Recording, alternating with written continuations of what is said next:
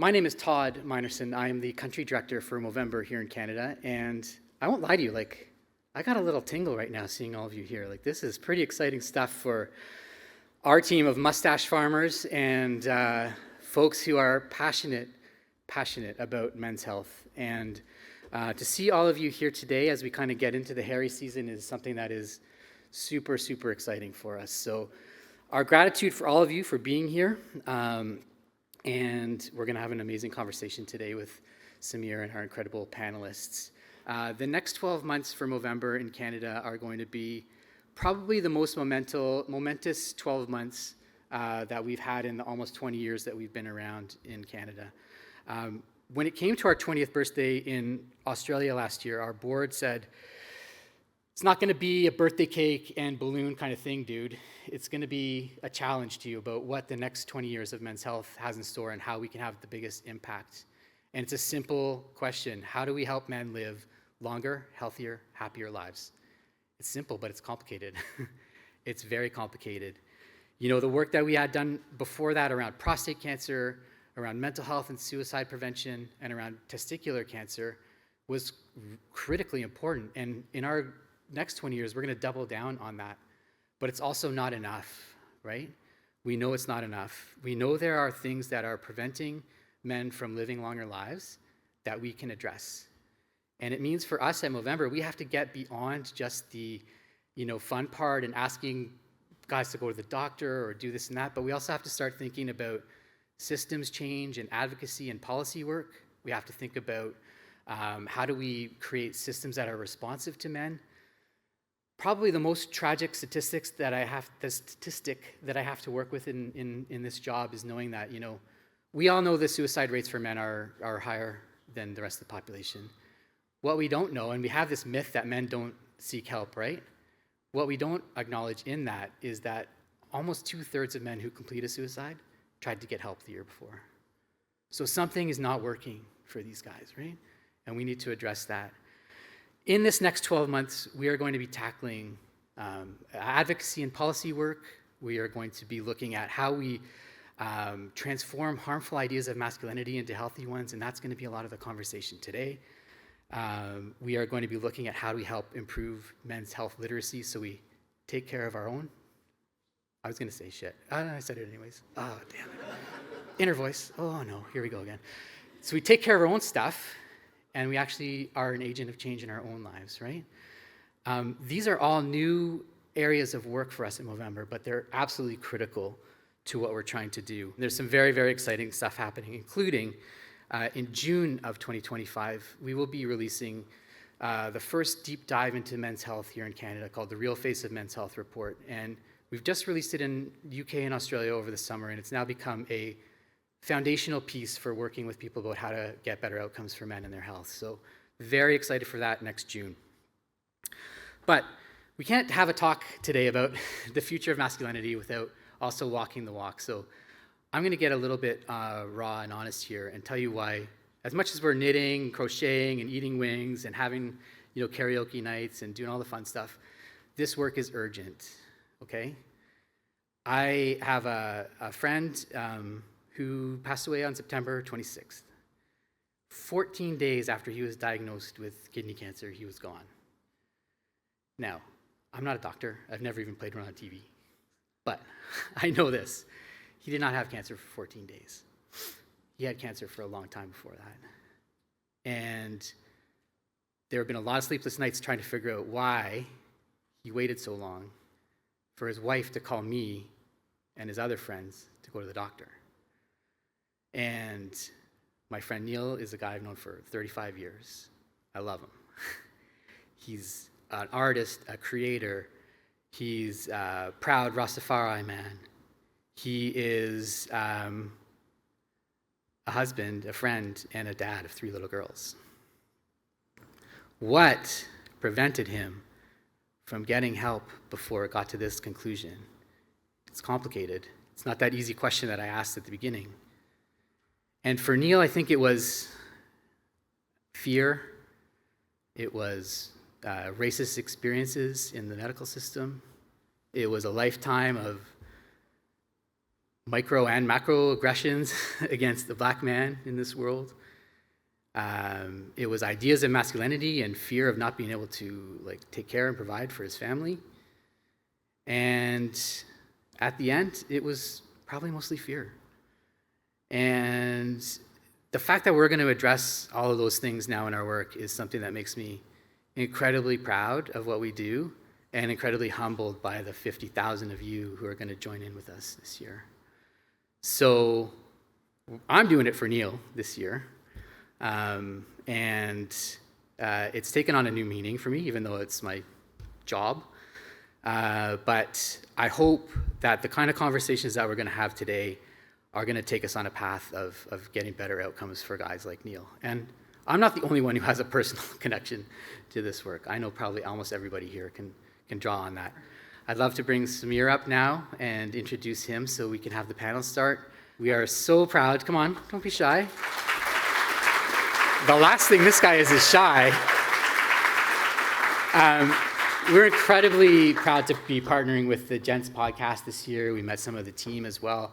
It's really an honor, and we're very excited to have this conversation. We're grateful for you leading it. I'm gonna hand over there. Amazing. Can we have a hug? Yeah. All right.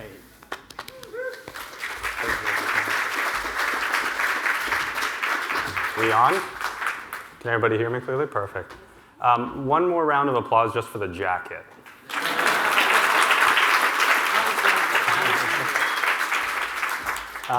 Thank you all for coming today. This is an important, oh, there's a puppy. This is a very important conversation.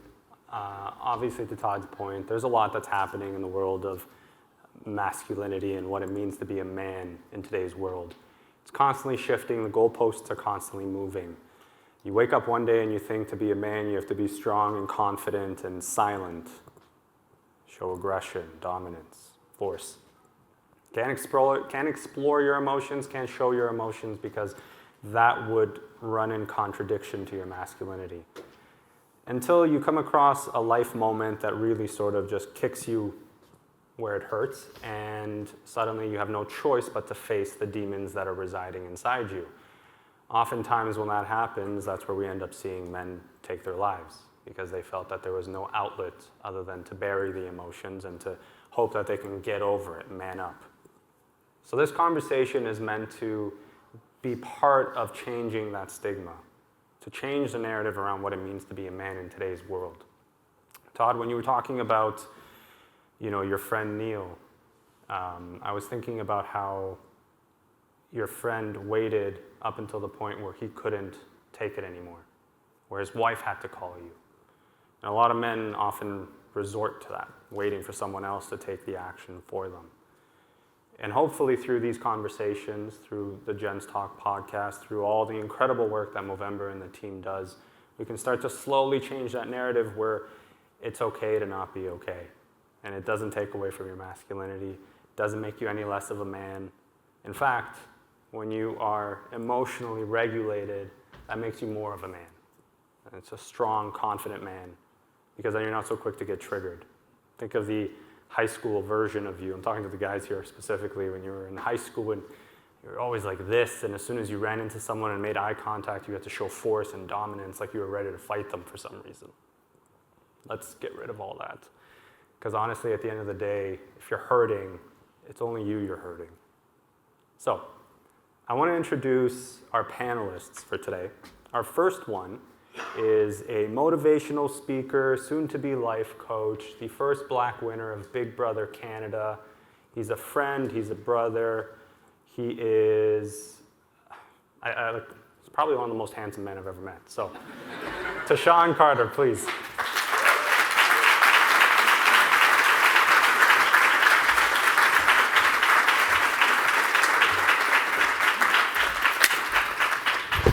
Thank you, brother. Our second panelist is my wire is coming out. Our second panelist is a professor at Toronto Metropolitan University. I always get that one wrong because I still call it Ryerson.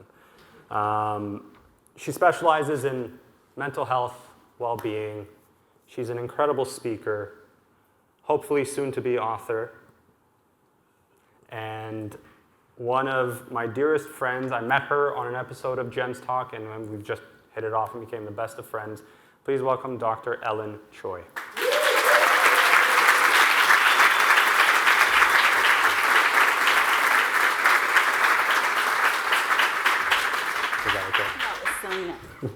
You're very welcome. And our last panelist, you know him for his voice, you know him for his lyrics, which I could never on my best days put words together that way. He's a Grammy-nominated artist. He's got over 3 billion streams on his songs. Please welcome J.P. Saxe.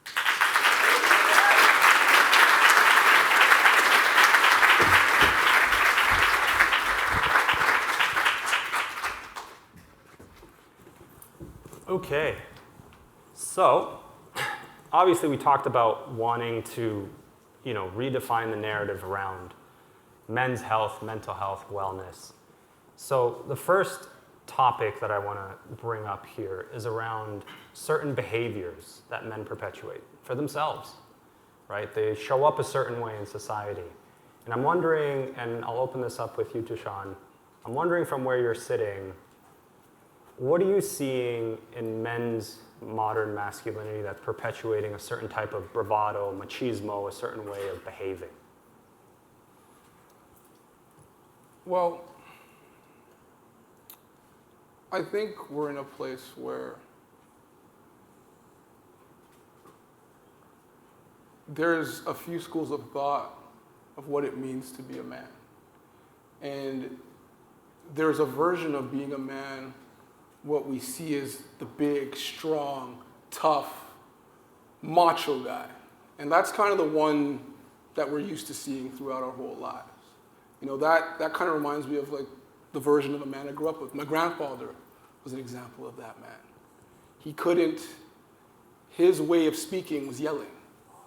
His way of communicating was anger. There's that version of a man. Then there's the modern day man, the one who talks about his feelings, the one who communicates, the one who is open, honest. There's that version of a man. But we're at a crossroads where it feels like there's almost a war between those two versions of being a man. And what I've noticed in my life is that I get pulled in those two directions, even just from the work I do as a social media influencer. I'll give you an example. I went on a podcast and I talked about, I was in a relationship with my girlfriend, and it's just when I got out of school, and I didn't have a car yet. And this video was posted online, and immediately the comments were flooded with, "Why were you in a relationship? You can't afford to be in one. You're not ready to be a man because you can't afford a car." So why I bring that story up is that it's so hard for us to identify how do I become a man in today's world? What does that look like? Where's the example coming from? Because social media will tell you one thing, you've grown up with another version of it, and I just think it's unclear where we learn how to become a man. And I just think there's just a lack of clarity around that, and I think it creates confusion, and sometimes we see people just go off of the things that they learned growing up, and that macho being is that's what a lot of us grew up with, and that's sometimes why we see it, in my opinion. JP, when you and I did a podcast episode together, you talked about how you wrestled with what it means to be a man and how to show up in today's society. But you said something specific to me. You said, I'm celebrated for my vulnerability because you have the platform for it. Mm-hmm. But there's a lot of men in your life that you know who, if they were to venture off and dare talk about their emotions, that they would not get the same treatment because they don't have the social notoriety. Mm-hmm. How do you balance being aware of that while also trying to show up as your best self? Sure. Well, what's up, everyone? Thanks for coming. Nice to meet you. So I have the really lucky place in life where I get to do what I love, and I get to talk to people about my feelings, sing about them, and I get to watch in real time the way people are comfy talking to me about their feelings, because they feel as if I have just told them about mine on an album. In the same way that if you're in a conversation with somebody and you volunteer a piece of vulnerable information, the human instinct is to be like, oh, they just told me something about themselves, I'm gonna tell them something back. I get to see that over and over again with people who listen to my music. So it's easy for me to see vulnerability as strength. I honestly don't even consider what I do all that vulnerable. Controversial take. But I think getting to spend 6 months framing my emotions in a song is far too contrived and thoughtful, even if it's sincere, to fit my definition of vulnerability, which is showing up before you've decided necessarily how you are going to present yourself. I think that's a lot braver. That aside, I get to go up on stage, sing these songs about what it means to be myself, and then people tell me their stories back. So that's maybe unrelatable unless you get to be a performer, but I think the way that is applicable to all of us is that I think we misunderstand, a lot of us misunderstand, but especially men, that in order to be a safe person for the people you love to talk to show up for, to come to in a moment of pain, of struggle, you have to be just fucking stoic all the time. You have to be like so sturdy.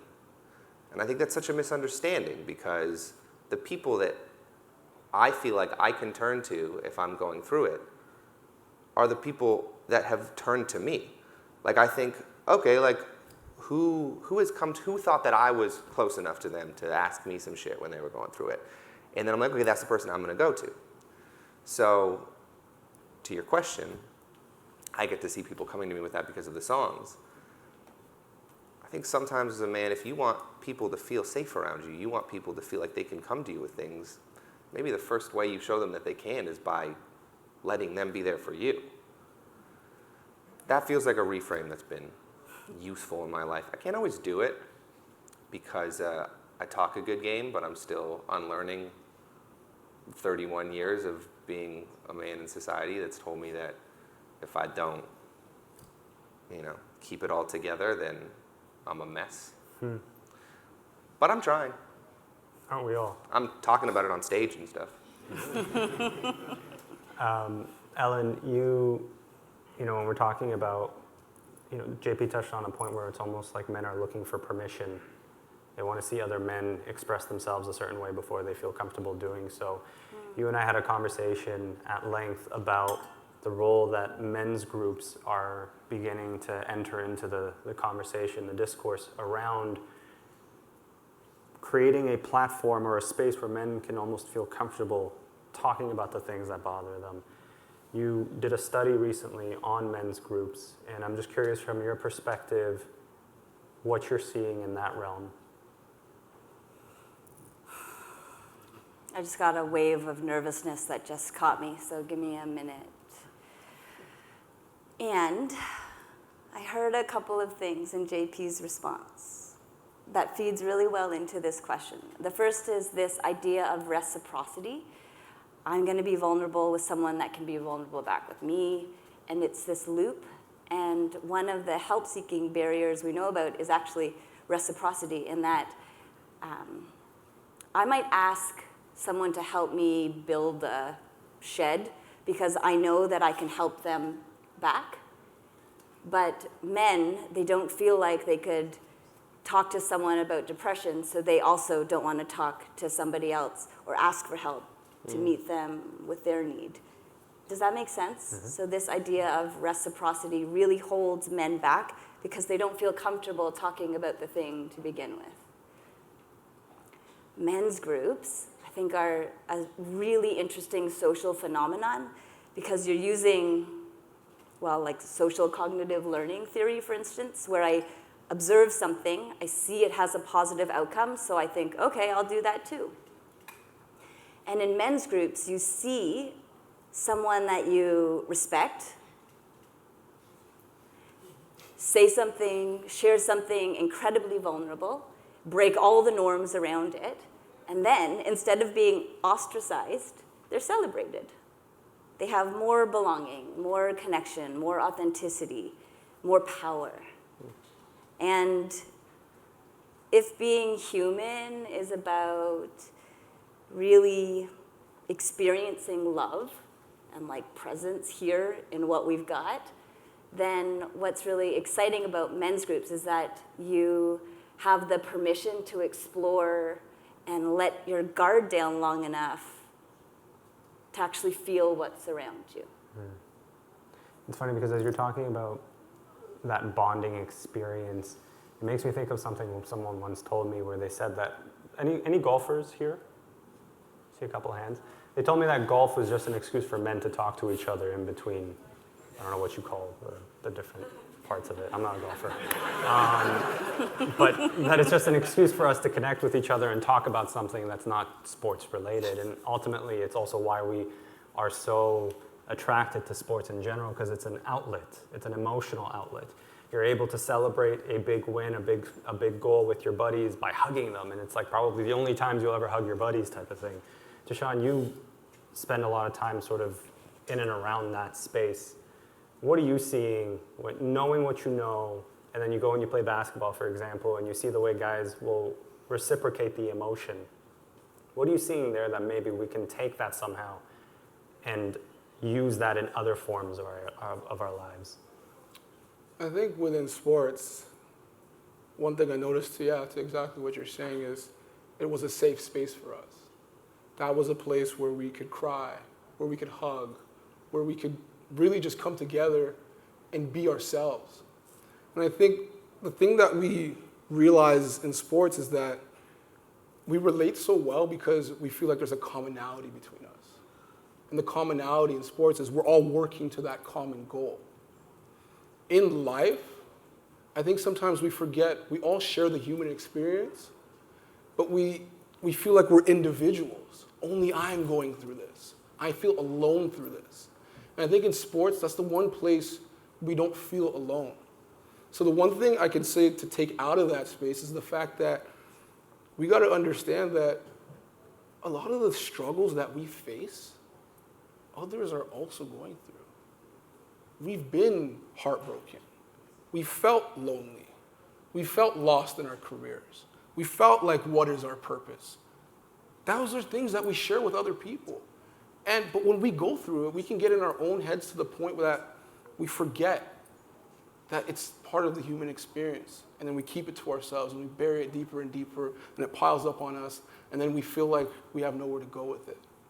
But the thing that we can take away from sports is the fact that we're all human, and there's a humanness to our struggle.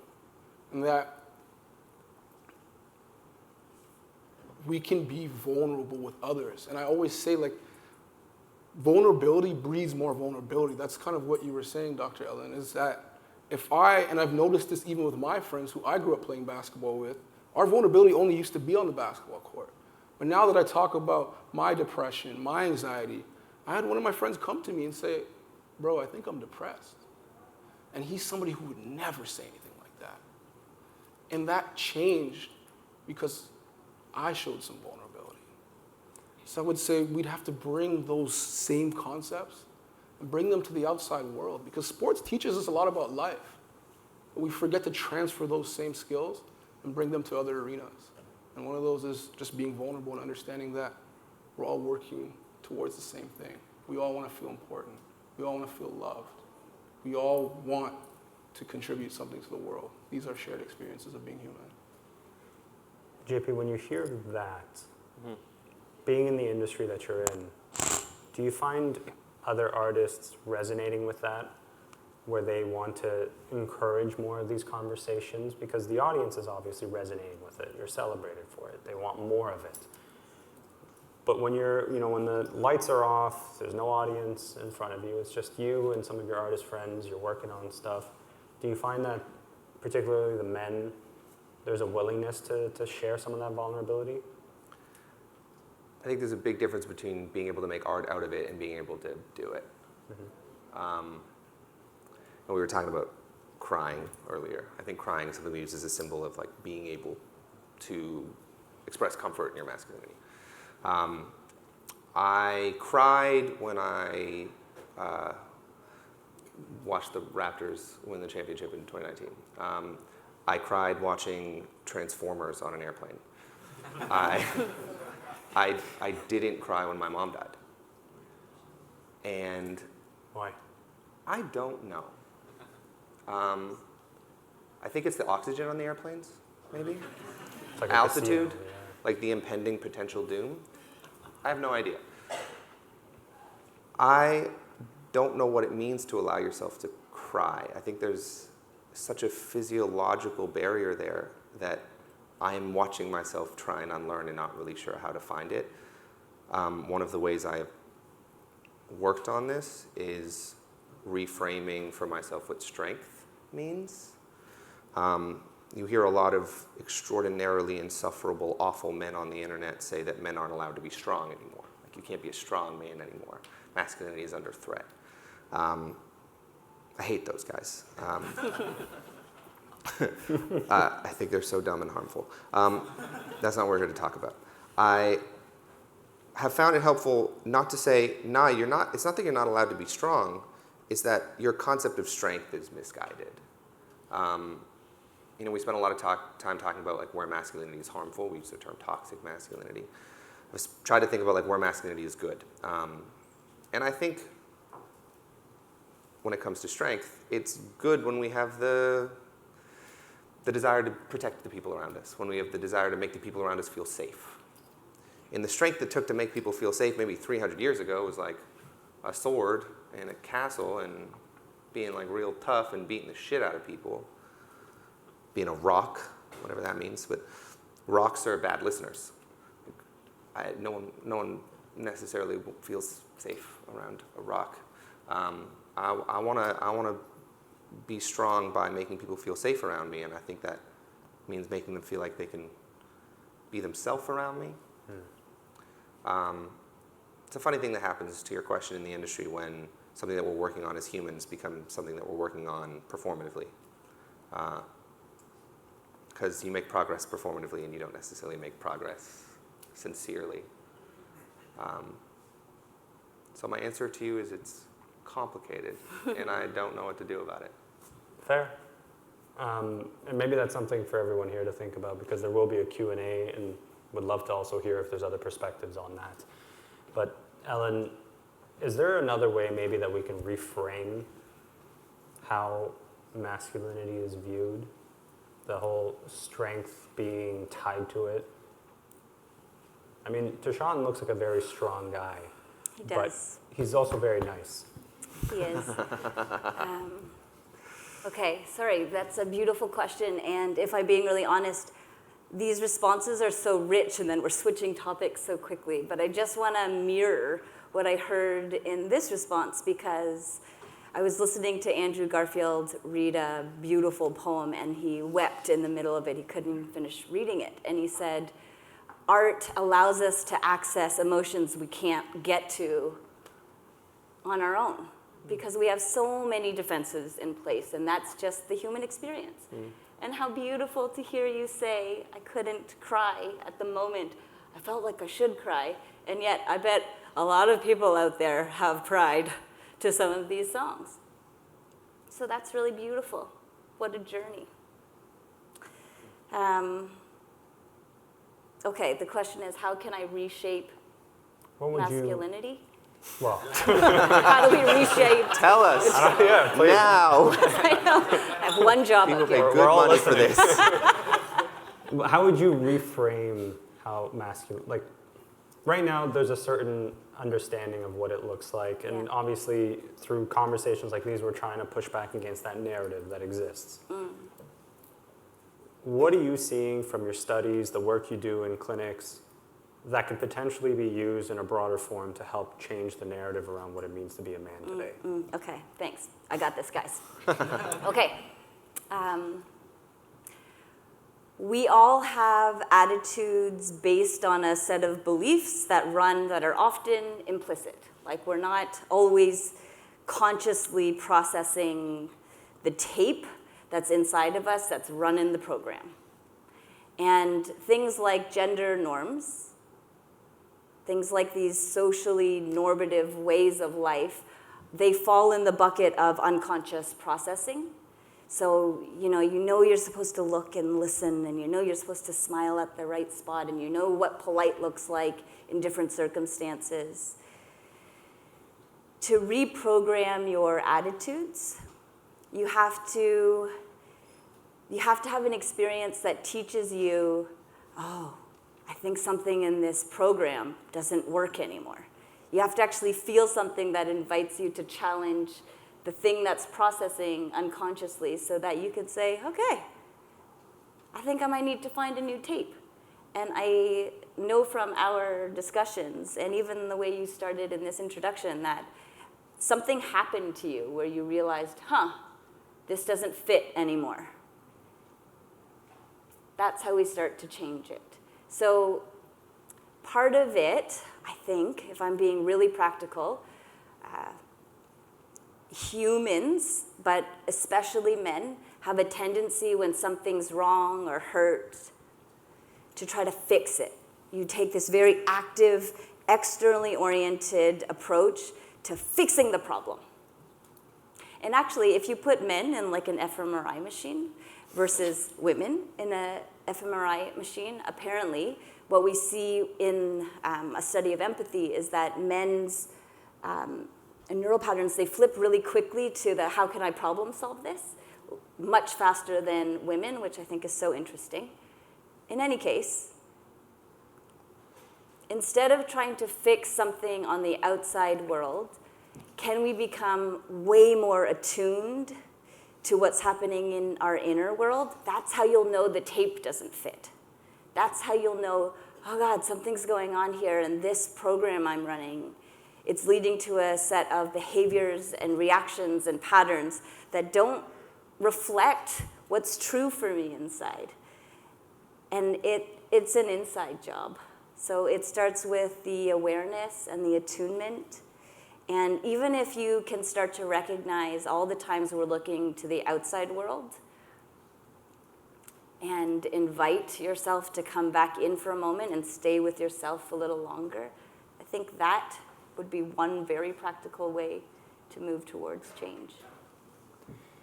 You talked a lot about it being an inside job when we live in a world that's very external.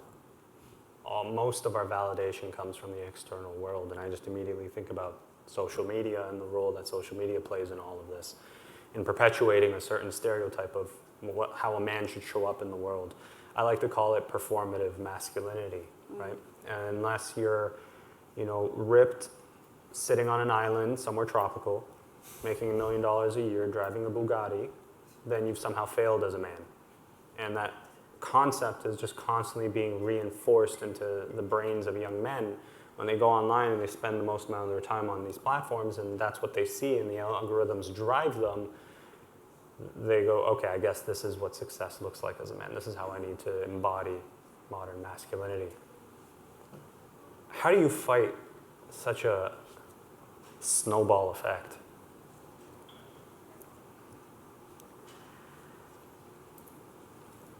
Your should self is this idea that's really resonating for me these days, because your should self, when you're in it and when you're chasing it, you feel inside a sense of not enoughness, a sense of disconnection, almost fear, like the feeling that, oh God, I didn't do my homework. There's like an angsty inner experience when your should self is driving the car. So you fight it by recognizing, oh, I'm chasing, I'm striving. I have to be more than who I am. When you have more permission just to be really with yourself, I think you know the difference between, I don't actually even know what a Bugatti is. That's how much of my inner world I've been exploring these days. I'll show you mine after. Okay, cool. Congratulations. I don't have a Bugatti. JP is so funny. So yeah, I think you fight it by recognizing, oh, cool, that's the chase. That's the part of me that wants to be bigger. That's the part of me that has all these desires. Oh, that's the messaging that I've been taught. and we all know it, we experience it in different ways, but then as soon as you can see it, that's the power of awareness. Consciousness does that, so you can see the pattern and then choose a different experience. And even this is like in mindfulness practices, they often say name it to tame it. It's like a limbic system thing. You can see the pattern, and then once you see it, you're not in it in the same way. It's very matrixy, I suppose. Thoughts? On the Matrix? It's a good series. Thoughts on the role social media has been playing?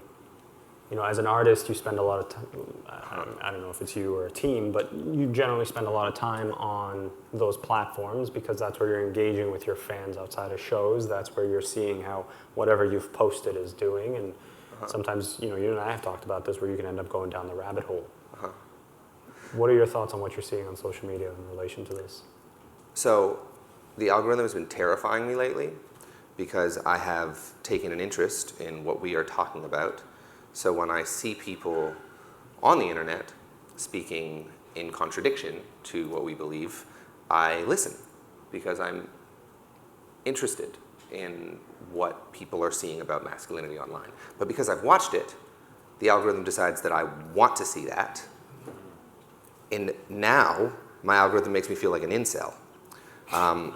It's so, like if you scroll through my For You page, you'll be like, this guy's fucking scary. I swear to God, there's a difference between what gets my attention and what I care about. And I think that's what's frightening, even on a capitalistic level, about social media, is that they are commodifying our attention. They're making money off of our attention. They don't give a shit about what's good for us.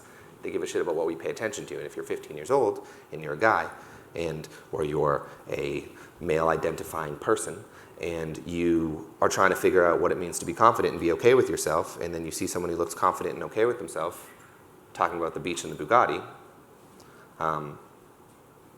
you watch that a little too long, and then it's all you're seeing. That's terrifying. It's all I'm seeing. There's an echo chamber that happens there, because then you see the other men in those comment sections reinforcing this idea. And then what ends up happening is you finally feel that sense of community, the one that you've been longing for, someone else feeling something similar to you. Yeah. So to social media, I use it to feel a type of way about myself. Like my happiness levels on any given day are based on how many likes my last post got. I don't know how to separate myself from that. I'm being minorly facetious, but that's a little bit true.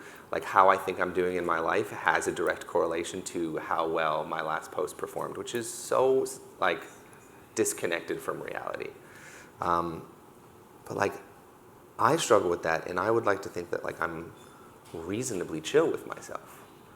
So I don't know what that looks like if you're a young person navigating that. That just scares the crap out of me. So Shan, you called yourself a social influencer, which means you spend quite a bit of your day basically navigating these platforms. And you and I have had conversations around where you try to show up as an authentic version of yourself, showcase that just like everyone else in this room, you go through the highs and lows of just being a human. But for the most part, the content that does well is the one where you're faking it. And for a lot of men who see that stuff and think that, to your point, this is what life should always be like. I should be coasting. How do you reconcile the contradictions? It's tough because, and to be honest with you, to be transparent, I had to take a break from social media, leading up to this event, because I felt like it was just having such a negative impact on my mental health. I was constantly comparing, constantly stuck in the numbers, constantly just feeling like I'm not good enough. And I got to a place where it was like, you can either change your mindset about the thing or change the thing. And I'm still stuck on changing the thing. Because I'm still doing that internal work. But to your question, Samir, it's tough because on one hand, when I'm sitting on the beach with my shirt off, everyone's like, yeah, post more of that. When I'm talking about real things like, I'm really struggling today, and I'm struggling with my mental health, and I'm telling stories, real stories about where I'm at. he doesn't perform as well. So now I'm stuck in this place of, do I do what performs well, or do I stay true to myself? And I wrestle with it because I can't picture a life where we're just performing all the time. It's not a way of life for me. So, to your question, I don't fully know how to answer that because it's a challenge that I even have to step away from to look internally. And right now, I'm just trying to figure out what's my purpose? What makes me happy? How do I get a sense of self-worth outside of social media? How do you do that? How? Yeah. I think, how am I actually doing it? Well, I think one thing that has been big for me is faith. Just believing that, God has a plan for me. And that everything that I'm feeling I need to work through the things that I'm going through right now, but that there's a bigger plan for me. Another one has just been learning to love myself, spending more time alone. Because I felt like I got to a point in my life where, again, I was looking for that validation from social media, but it wasn't just social media. It was leaning on friends to tell me how amazing I am. Dating sporadically just so that I could feel that love. I got lost in it. So right now, I'm just in a point where I'm just looking inward through faith, through just actually learning to love time with myself and spend time with myself, doing things that I actually love, going for bike rides, spending in nature, meeting groups of men who are on that same wavelength, where there's community in finding men. Like I went to a men's healing in nature retreat, and that was freeing because I got to be around men, and I've realized that the struggle that I'm going through, I'm not alone in that. So finding community. So that's kind of where my focal point has been, because I got so lost in that online world. And that kind of speaks to what Ellen was talking about in relation to the men's groups. So Ellen, I'm going to ask you, in those studies that you were doing, was there something that really stood out to you and came as a surprise in seeing how the men were responding to it?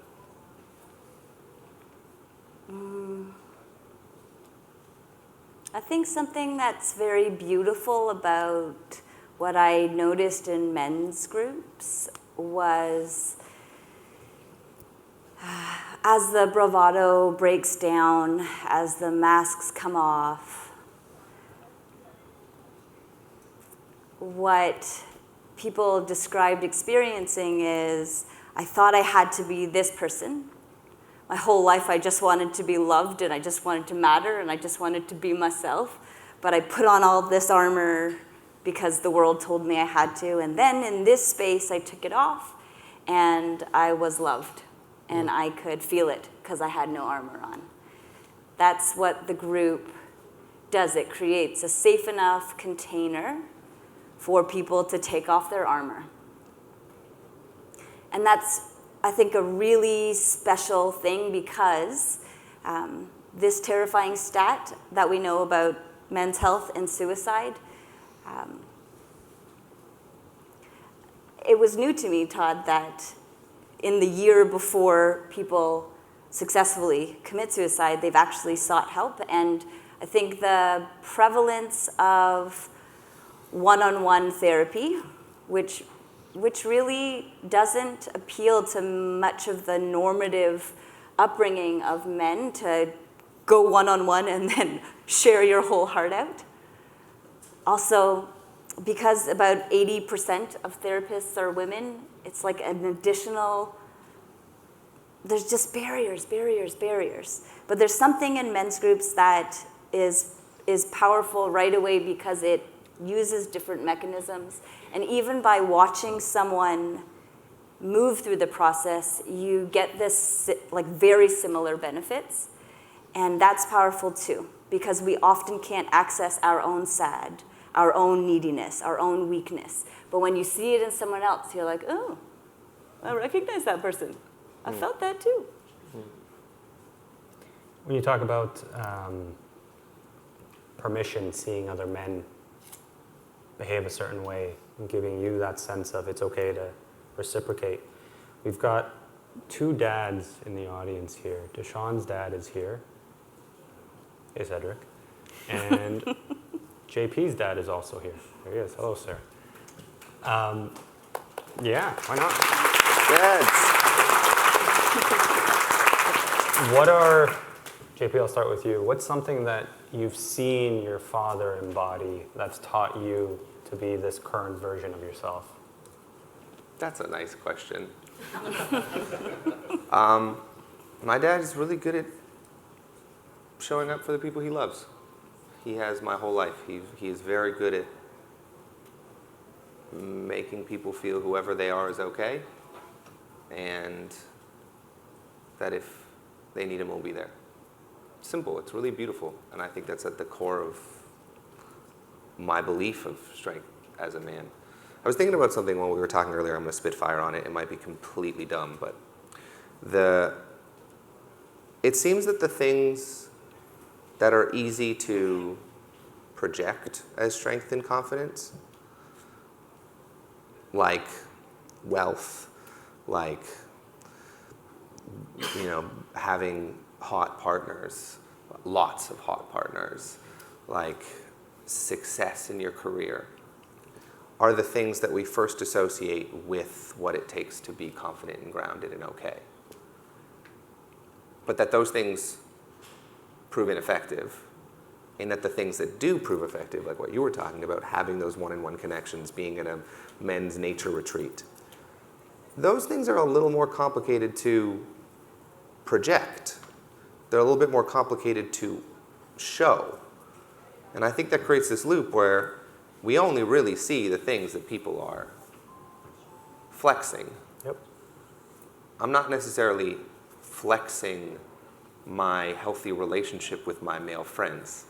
I am flexing my stream count. You did it for me. So I think it makes perfect sense if someone would be like, oh, he's one shit. He fucks hot people. He travels the world. I'm gonna do that, and then I'm gonna feel great. Whereas, like, those maybe aren't the things that make us feel great. We just don't share those. And I'm not sure how we do it, but maybe making an intentional effort as you are presenting yourself in the internet, as we are presenting ourselves to the people around us, physically and virtually, that does move the needle there. My dad never had an Instagram until however many years ago, but he's lived in that way, and he didn't accumulate the things that you necessarily associate with strength and power, but that doesn't mean he doesn't have strength and power. Absolutely. To Shan, same question. What's something that you've learned from your dad that's shaped the kind of man you are today? The type that's sitting on a stage like this, talking about a topic like this. I think his vulnerability to make other people feel good. So for those of you that don't know, my dad's a stand-up comedian. And to get up on stage every night and not only speak, but try to make people laugh, that's hard. And he does it every night, and he does it so that other people feel good. And I think there's obviously a balance to that, because for me, sometimes I become a full-ass people pleaser, and that's where it goes too far. But it's just I love to make people around me feel good. I like to see people smile. I like to see people around me be happy. And I think that's what my dad has shown me. There's really he lights up a room. And it's something that he's shown me that it has an impact on people when you've heard them, or you're giving something, delivering something. He's giving. And that's why I like to give so much, why I like to share my stories, because it's not an easy story to share. But there's something about giving that makes other people feel good, and it makes me feel good. Yeah.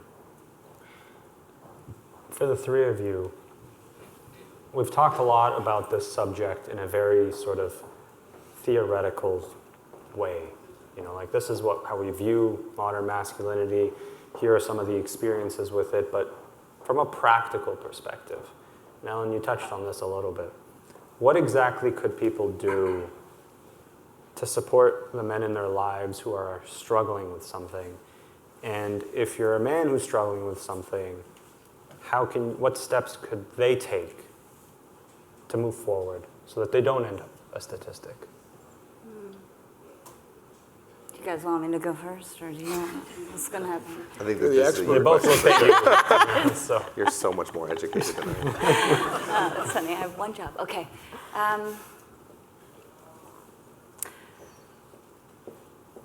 Just what Shan described there made it sound so beautiful. Like, I love sharing my story. I love making people around me feel happy. That's a beautiful thing. And yet it has a dark side. And I want to name it because it's part of traditional masculinity, in that you have to be everybody's rock. You're the thing that brings joy. I call my son my sunshine a lot, and I should probably stop doing that because it breeds people pleasing. Mm-hmm. So I want to name it so we can see it faster. And when you feel like I have to be all the things for all the people, then you can see that arc. And the simplest thing I think you could practice is, like, again, spend more time in your inner world. And the question is, do I like this? Do I like this? Do I not like this? Ellen likes this. Ellen should be doing this, but Ellen doesn't like it. And it's so simple, but even if you can just notice how often you're in one of those two buckets, would be great. The second thing I would say is find a practice that allows you to build the skills to love and accept yourself. We've touched on it a few times.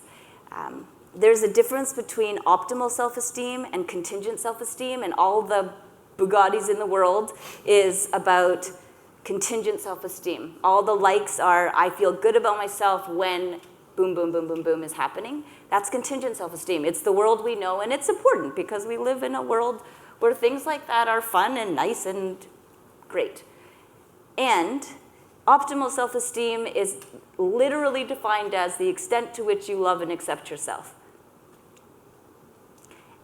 And the best time you get to practice that is when your life is falling apart.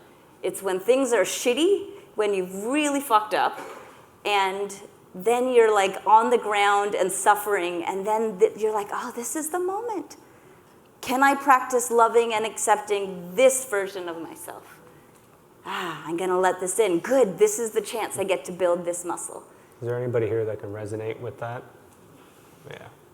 Thank you. Cool, over. I have a follow-up.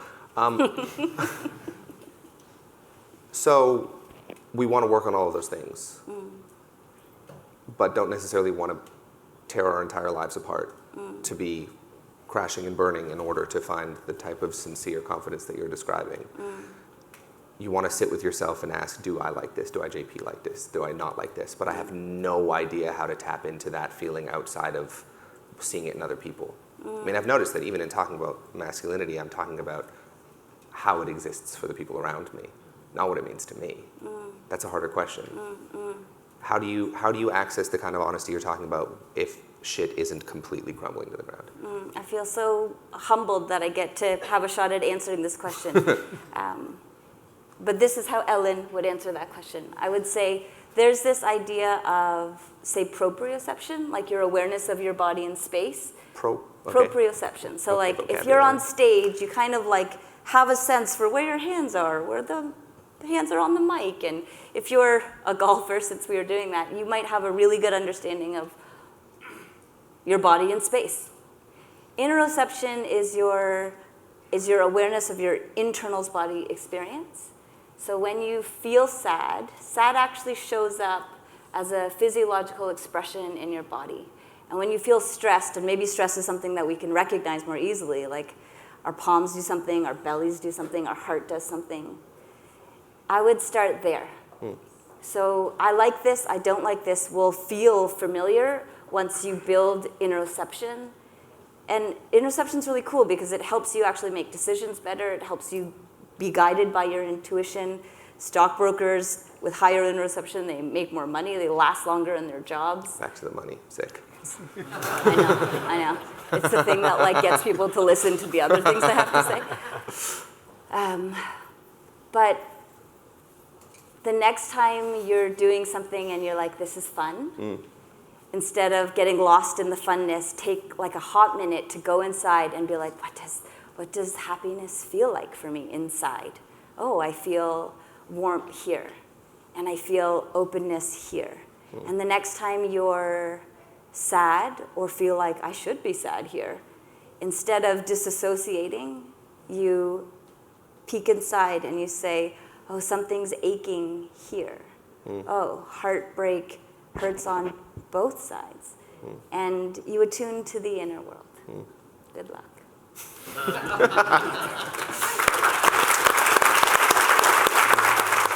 Thank you so much to everybody that's here.